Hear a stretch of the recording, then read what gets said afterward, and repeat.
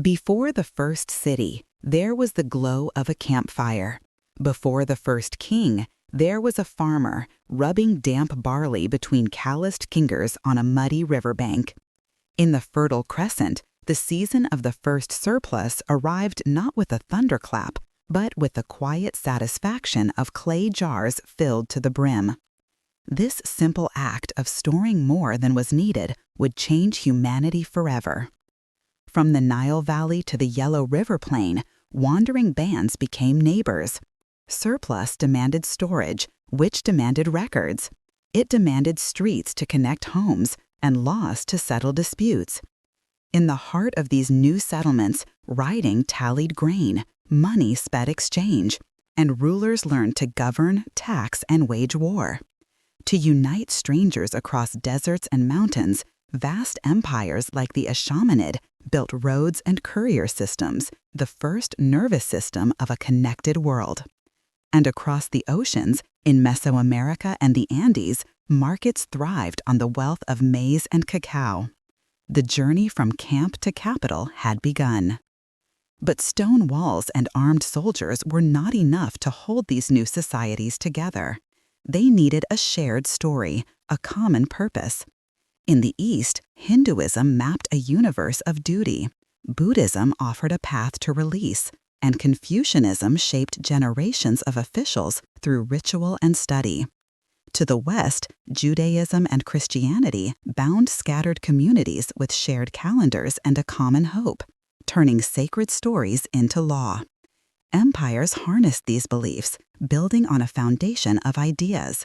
Hellenistic cities blended languages. Rome spread the concept of citizenship, and Han China standardized not just weights and measures, but the very way people thought. Across Africa, iron tools and knowledge of the stars shaped vibrant towns, while in South Asia, trade routes turned local markets into continental corridors. Soon, these connections would span the globe.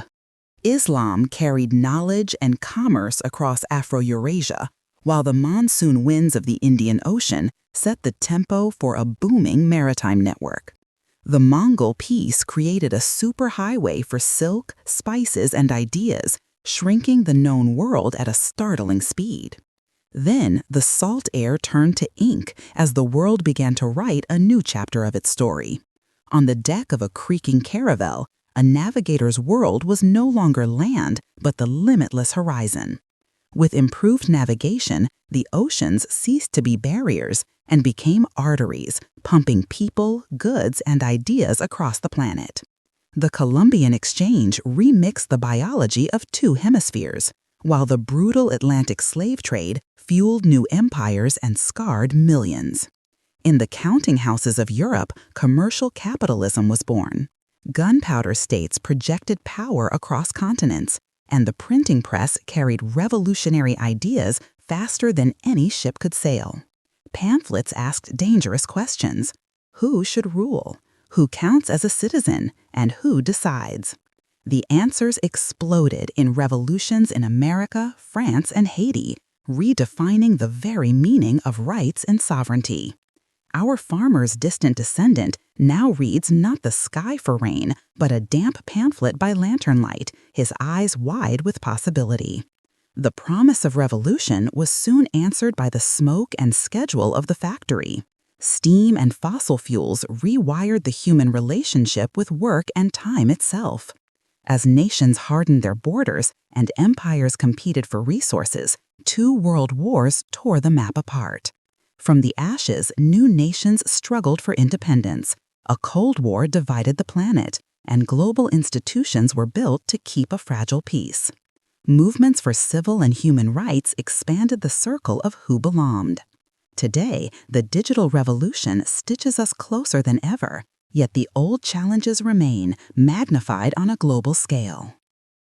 We debate the ethics of genome editing and artificial intelligence, but the fundamental questions are the same ones asked in the first cities.